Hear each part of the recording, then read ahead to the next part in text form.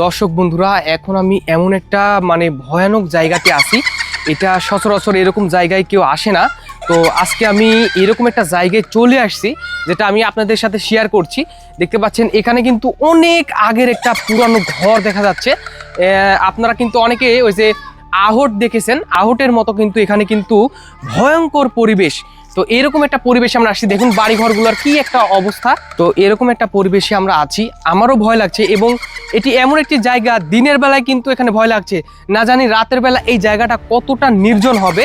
তো আমার পাশে এখন আমি দেখাবো আপনাদের, এই যে সামনে কিন্তু পুকুর, এই যে পুকুর, এই পুকুরে কিন্তু বিভিন্ন মানুষের কাছ থেকে আমরা শুনেছি জিন ভূতের বিভিন্ন ঘটনা কিন্তু আমরা শুনেছি। এবং এর পাশে কিন্তু এই যে দেখতে পাচ্ছেন এখানে কিন্তু রান্নাঘর ছিল, সে আমলের রান্নাঘর ছিল, অনেক আগের যারা এখানে বসবাস করতো তাদের রান্নাঘর ছিল। এবং এখানে কিন্তু মুরগির কুটি বা হাঁস মুরগির কুটি এখানে কিন্তু আমরা দেখতে পাচ্ছি পাশে। এই যে এখানে এখানে আছে, এই যে এটা আমরা দেখতে পাচ্ছি, এখানে হাঁস মুরগির কুটি। কিন্তু যাই বলেন না কেন, এখানে কিন্তু এই যে এখানে কিন্তু গরু ছাগল পালনের মতো একটা জায়গা আছে, কিন্তু আমরা খুব একটি ভিতরে যাব না। কেন, হয়তো সাপ পোকামাকড় থাকতে পারে, সিকিউরিটি এবং সেফটির জন্য আমরা ভেতরে যাব না। এবং এখানে কিন্তু আমরা এই যে 2-3 জনে এখানে আসছি, দিনের বেলা কিন্তু একা এখানে আসা সম্ভব না। এবং আমার চারপাশে দেখতে পাবেন পুকুর, ওই যে ওইদিকেও কিন্তু পুকুর।